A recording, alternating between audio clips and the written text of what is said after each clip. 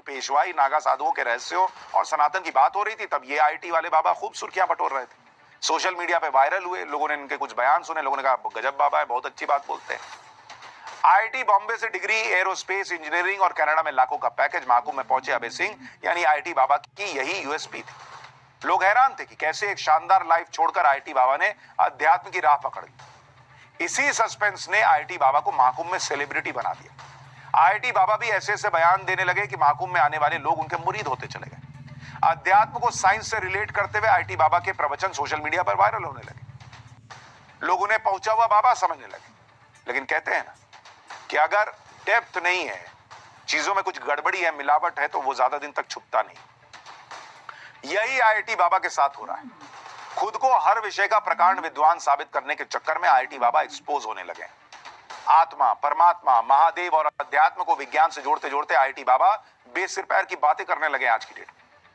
यकीन नहीं आता तो खुद सुनिए लीजिए, आईआईटी बाबा उर्फ अभय सिंह कैसे वर्ल्ड वॉर से लेकर दिल्ली चुनाव तक हर चीज पर आज की डेट में भविष्यवाणी कर रहे हैं। सुनिए एक बार।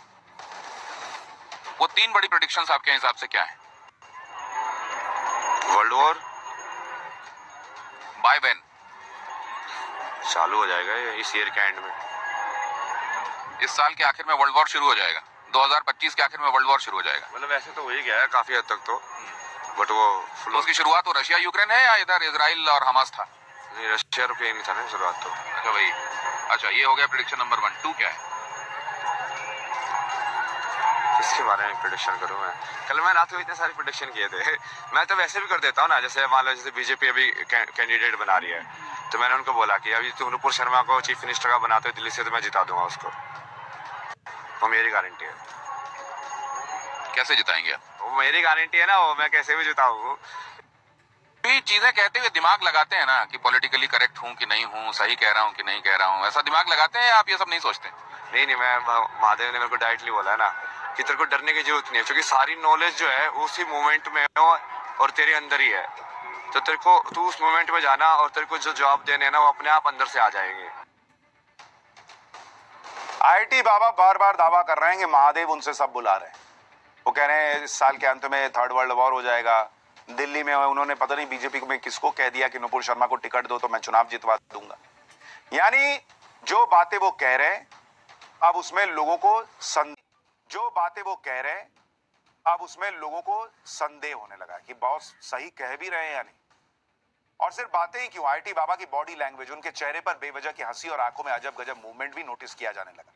उनकी ऐसी ही बातों और हरकतों का रहस्य समझ में आते ही शायद जूना अखाड़े ने भी उनसे कन्नी काट ली।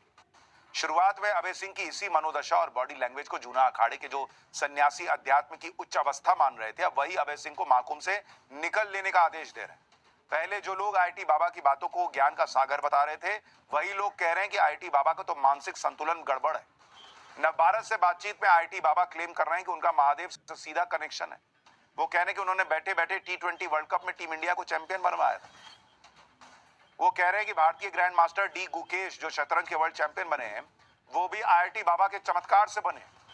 मतलब वो हर चीज का क्रेडिट ले रहे हैं कि वर्ल्ड कप मैंने जितवाया, मैंने यहां से बोला कि हार्दिक को गेंदबाजी दो, गुकेश को मैंने जितवा दिया, चेस चैंपियन बनवा दिया वर्ल्ड का।